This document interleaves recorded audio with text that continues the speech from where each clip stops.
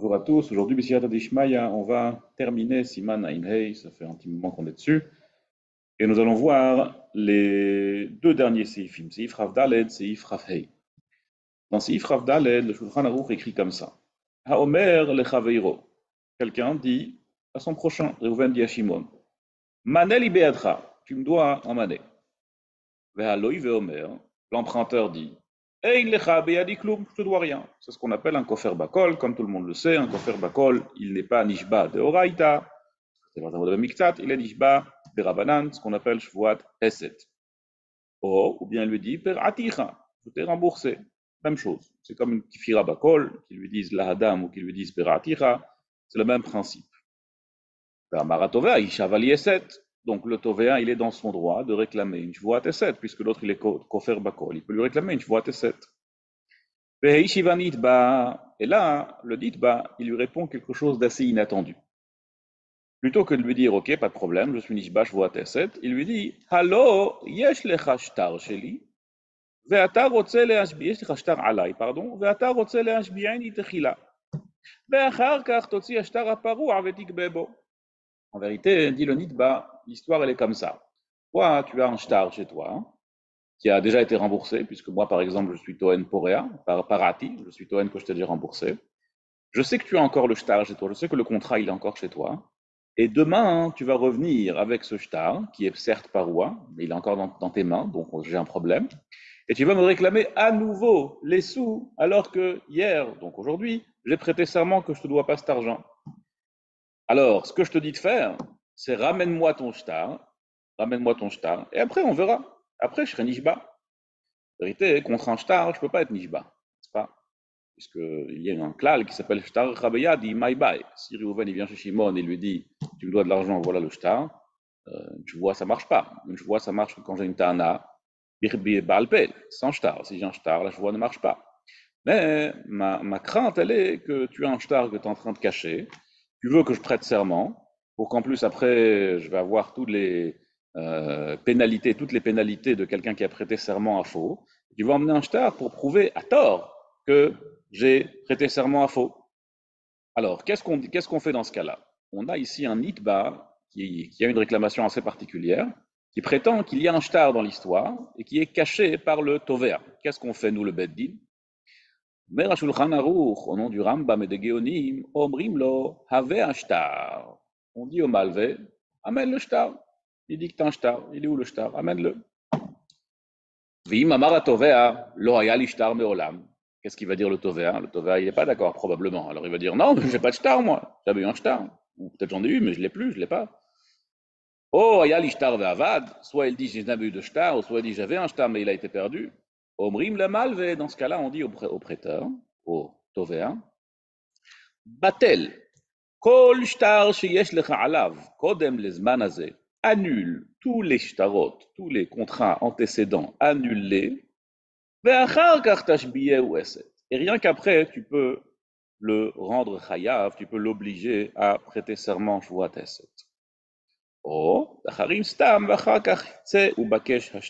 bien, autre solution, bon, ça c'est vraiment une solution un peu joker, ne le rend pas chayav de prêter serment de shvuat eset, juste soit mahrim. Mahrim, comme on l'avait déjà vu auparavant, c'est juste, tu dis juste, tu fais dire au Beit Din que soit excommunié tout celui qui me doit de l'argent qui ne me le paye pas. Bon, ça c'est juste un petit moyen de dissuasion, c'est pas une vraie shvoua.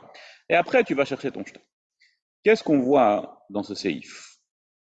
Quelle est la halakha qu'on voit ici? La halakha qu'on voit ici, c'est que si le nidba il réclame au tovea qu'il y a un shtar, le tovea il doit soit prouver qu'il a un shtar, l'emmener, ou soit, s'il dit qu'il n'en a jamais eu ou qu'il en a eu un mais qui a été perdu, il doit l'annuler. Pourquoi? Pourquoi c'est comme ça? Pourquoi est-ce que je dois annuler mes shtarot? La source de cette Gemara, de cette halakha, pardon, elle apparaît dans deux Gemarot. Une fois dans Shavuot Daf Mem Gimel et une fois dans Baba Metzia Daf Lamed Dalet. Sur un cas qui n'a absolument rien à voir avec le nôtre. Le cas qui est cité dans ces deux Gemarot est un cas de quelqu'un qui a prêté de l'argent avec un gage, ce qu'on appelle un mashkon. Le gage a été perdu, le mashkon a été perdu. C'est-à-dire, Reuven il a prêté 100 euros à Shimon. Shimon il lui a donné un objet, une montre, pour que ce soit un gage pour le prêt que Reuven lui a fait. Et maintenant, Reuven, le prêteur, a perdu son gage. Un cas simple, classique. Sauf que, il y a une marloquette entre Réhouven et Shimon de quelle était la valeur du gage. Si, par exemple, Réhouven, il dit, le gage, il valait que 50. Et Shimon, le lové, il lui dit, non, le gage, il valait 100. Maintenant, je ne te dois plus rien. Tu as perdu mon gage. C'est pas, c'est moi qui t'ai donné l'objet en tant qu'emprunteur. Il valait 100, donc je ne te dois plus rien. Sur ça, dit la Mishnah, c'est un kofer bakol, une braïta. Un kofer bakol. Pourquoi? Parce que Réhouven, il lui réclame combien? 50. Parce qu'il dit que le gage valait que 50, donc il lui réclame encore la différence, les 50. Et Shimon, il lui dit non, je te dois rien. Pourquoi? Parce que le gage, il valait 100. Ça, c'est un kofer bakol. En revanche, si Réhouven dit le gage, il valait 50, et Shimon dit le gage, il valait 75, et je te dois donc que 25 sur les 50 que tu me réclames, ça s'appelle comment? Un mode de miktsat. C'est un mode de miktsat un peu particulier, c'est pas un mode de miktsat classique. Mais le résultat de ce que Réhouven lui réclame, c'est en vérité un résultat de mode de miktsat, puisqu'au final, la différence entre le mashkon et le milvé qu'il lui réclame, c'est 50, et lui, il lui avoue seulement 25. Ça, c'est un cas un peu particulier de mode de miktsat. Et la Gemara se pose là-bas la question, derech agav, mi nishba rishon, qui est-ce qui prête serment en premier? Question. Alors pourquoi qui est-ce qui prête serment en premier? En vérité, le malvé, il a aussi un chiyuv shvoua. Pourquoi est-ce qu'il a un chiyuv shvoua? C'est un shomer. Un shomer, lorsqu'il a n'importe quel ta'ana, il doit être nishba, ce qu'on appelle shvurat hashomrim, il doit être nishba en tant que shomer. Donc les deux doivent prêter serment, l'un en tant que modèle miktsat, l'autre en tant que shomer. Ah, alors là on a une question, qui est-ce qui prête serment en premier? Est-ce que c'est le malvé en tant que shomer ou est-ce que c'est le loivé en tant que modèle miktsat? La Gemara, mi chez Picadon etzlo, celui chez qui se trouve le Picadon, autrement dit, le malvé. Pourquoi est-ce que c'est lui qui doit prêter serment en premier? Dit la Gemara, Shema yotzi ala et Picadon, nimtza ala chakran. Peut-être que ce qui va arriver, c'est qu'on va laisser d'abord le lové, donc Réhouven, le moïd miktsat, Shimon, pardon, le lové miktsat, prêter serment. Et qu'est-ce qui va se passer après? Il va prêter serment, par exemple, que ça valait 75. Et là, Shimon dit, ah bon, t'as dit 75? Hop, voilà le picadon. Il vaut que 50, comme moi j'ai dit. Et donc les 25 que tu as prétendu ne pas me devoir, les voilà. Et Nimtsa ala Chakran, il va donc prouver que l'autre c'est un menteur. Alors qu'est-ce qu'on dit dans un cas pareil pour ne pas arriver à une situation où Shimon va être prouvé en tant que menteur, va être un menteur prouvé et tamponné? On dit à Réhouven, pas que Shimon, pardon, soit un menteur, on dit à Réhouven, toi tu prêtes serment en premier en tant que chômeur, vois ta chômerie, lui s'il va prêter serment, c'est que forcément c'est vrai que ça a été perdu, sinon il ne va pas prêter serment. Et dans ce cas-là, hein, ce qui va se passer, c'est que Shimon, après seulement il va pouvoir prêter serment, sans jamais apparaître comme un menteur, puisque l'autre a déjà prêté serment, donc on est sécurisé qu'il n'a plus le picadon. Il y a une marloquet de Rashi Tosfot pour comprendre quel est le drame si Réhouven va être Nimtza Chagran. Alors il va être Chagran, Ma'abaya. Si Shimon va être Nimtza Chagran, il va être Chagran, Ma'abaya. Alors on a deux Pirushim. On a l'explication de Rashi, on a l'explication de Rabbeinu Tam. Omer Rashi. Veifselu le edut velishvua. On ne veut pas que Shimon, qui est un juif comme un autre, on ne veut pas qu'il se retrouve dans une situation maintenant, dorénavant, il ne pourra plus ni témoigner ni prêter serment. C'est assez contraignant comme situation, parce que j'ai fait une erreur une fois de mentir, que maintenant je ne serai plus Neeman, jamais, ni pour une chevoie, ni pour une édoute. Donc pour éviter cela, on a dit d'abord Réhouven il fait la chevoie, comme ça Shimon elle est sécurisé, et comme ça il peut prêter serment en toute sérénité, et jamais il va être retrouvé, jamais il va être prouvé comme menteur, jamais il va être pasoul et édoute les chevoie. Omer Rabbeinu Tam, c'est Rabbeinu Tam au nom de Rabbeinu Hanan el-Mechila, Rabbeinu Hanan el dans Tosfot. Qu'est-ce que c'est que cette histoire? Depuis quand est-ce qu'on a pitié des menteurs qui ne deviennent pas pasoul pour Shvoua et pour Edout? Si c'est un menteur, Adraba, prouve-le, Abaya. Comme ça, demande Tosfot. Omer Tosfot, Vetiye Shvuat halove le batala. Vous savez, c'est quoi le problème? Le problème, c'est qu'on ne veut pas qu'il y ait une Shvuat le batala. C'est pas qu'on a peur de démasquer les menteurs, c'est pas qu'on a peur qu'ils aient maintenant des pénalités qui puissent plus prêter serment, qui puissent plus être édim, comme Rashi. Juste qu'on veut éviter à tout prix une Shvuat les batala. Or, si maintenant Shimon il va prêter serment en premier et il va s'avérer que sa chevoie est fausse, alors on aura dit le nom d'Akadosh Baruch Hu en vain, par exemple, si c'est une chevoie de Horaïta. Parce qu'une chevoie de Rabbanan, c'est pas selon tout le monde, on ne dit pas le nom d'Hachem. Alors, pour éviter une chevoie les batala, pour éviter de dire le nom d'Akadosh Baruch Hu en vain, on a dit à Réhouven, toi d'abord, tu fais ce que tu as à faire, comme ça c'est sûr que la deuxième chevoie, elle sera au moins pas les batala. Après, si c'est un menteur, on peut rien faire. Mais en tout cas, ça ne va pas être prouvé que c'est une chevoie les batala, et comme ça, on va éviter les problèmes de chevoie les batala. Comme ça, dit Tosfot. Mimaïl est quand on revient maintenant dans notre cas. On a Réhouven qui réclame à Shimon un mané. On a Shimon qui dit à Réhouven, oui, mais t'as un shtar et j'ai peur que demain tu vas revenir. Qu'est-ce qu'on lui dit dans ce cas-là? Soit tu emmènes le shtar, soit tu l'annules. Parce que si maintenant ni tu vas l'emmener, ni tu vas l'annuler, et que Shimon il a raison dans sa ta'ana que tu vas mettre un shtar, et aujourd'hui il va prêter serment qu'il ne te doit rien, et demain tu reviens avec un shtar, qu'est-ce qui va s'avérer? Que la chevoie d'aujourd'hui, qui est une chevoie Hesed, va être une chevoie les batala. C'est vrai qu'on ne dit pas le nom d'Hachem dans chevoie Hesed, mais quand même, c'est une chevoie les batala, c'est quand même très grave de prêter serment à faux. Et donc, pour éviter cela, on dit au Malvé, on dit à Réhouven, soit t'emmènes ton shtar, si t'en as un, et si tu prétends ne pas l'avoir, tu l'annules. Et comme ça, plus jamais tu pourras causer une chevoie les batala chez Shimon. Ça, c'est la halakha, donc, chez nous, c'est Ifrav Dalet, qui ressemble, pas vraiment le cas, mais en tout cas la logique qu'il y a derrière, elle ressemble beaucoup à la logique qu'il y a dans la Gemara de Masechet Shvuot Daf Mem Gimel et Bamametzia Daf Lamed Dalet.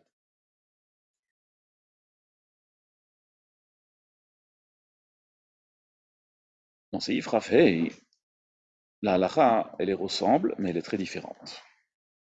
Omer HaShulchan Aruch, Amar Anidba, Eini Nishba Ad Shetevatel Kol Eidim Sheyesh Lecha Alai, Mitviya Zo.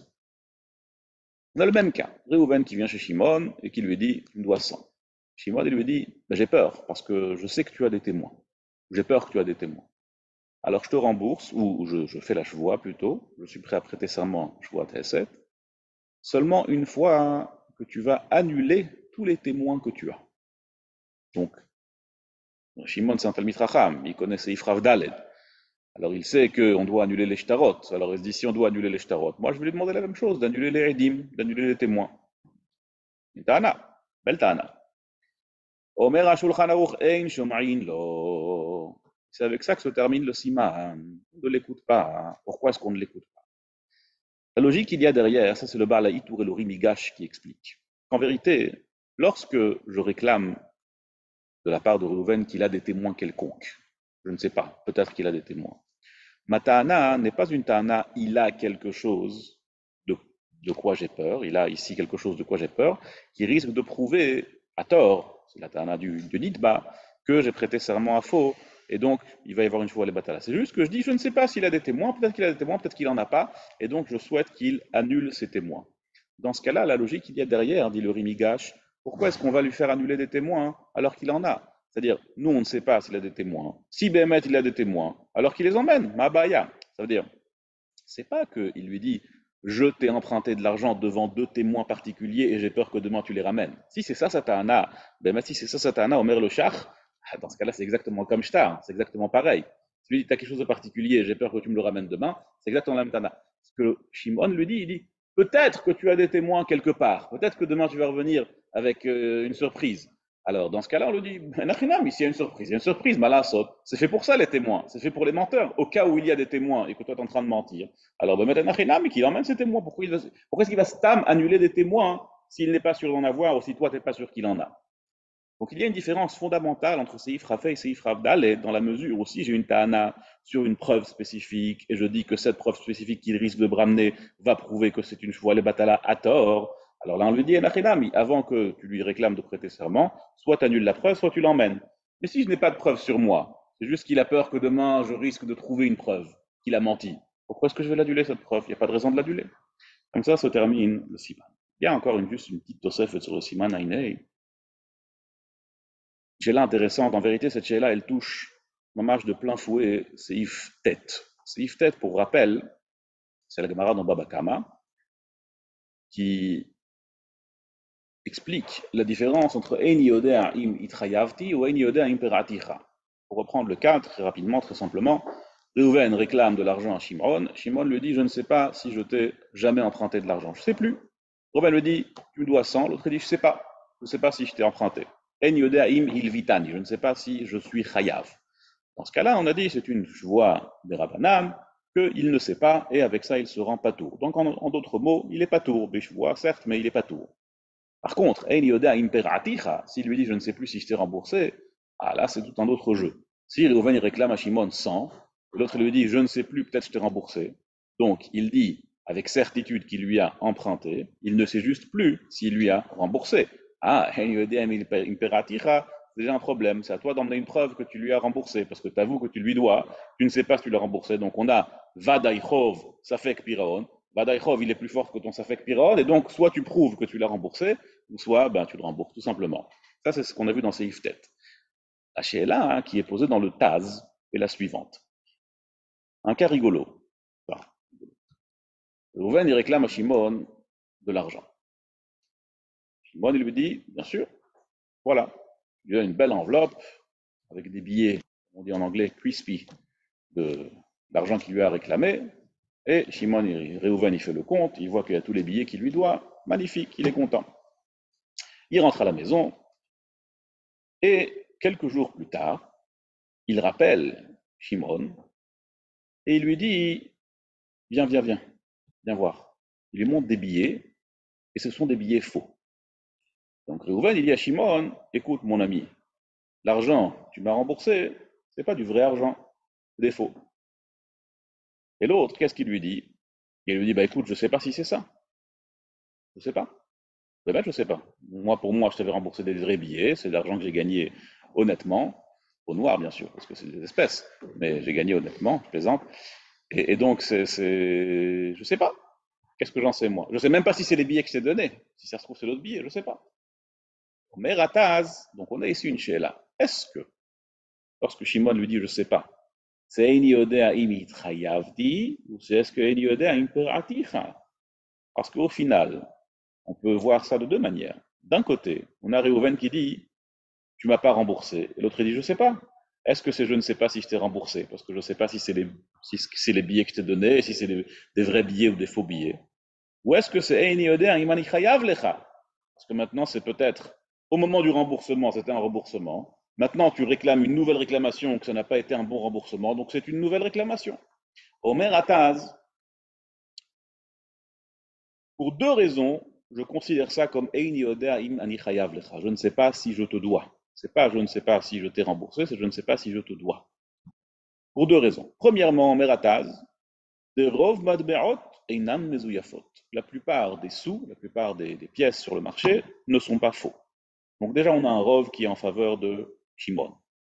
Mais en vérité, c'est juste une svara qui est les Rav Chademilta. En vérité, ce n'est pas l'essentiel de la raison du Taz. L'essentiel de la raison du Taz, c'est que puisqu'il y a eu ici un piraon et une istalkut, c'est-à-dire qu'au moment où Shimon lui a donné l'enveloppe avec les billets dedans, c'est un piraon, c'est considéré comme un piraon et une istalkut, alors on a ici un remboursement qui a été fait. Après, tu viens avec une réclamation, oui, mais c'était des faux, etc. Ça s'appelle déjà une nouvelle réclamation. Je ne considère pas ça comme un Einyoda impératif, je considère ça comme une nouvelle réclamation. S'il lui dit je ne sais pas, c'est comme s'il disait Einyoda imitrayavti, et dans ce cas-là, il est niftar beshua. Ça, c'est la chita du Taz. Le Rashdam n'est pas d'accord avec cette halakha, et le Shach, il a rapporté ce Rashdam dans Siman Reish Lamedbet.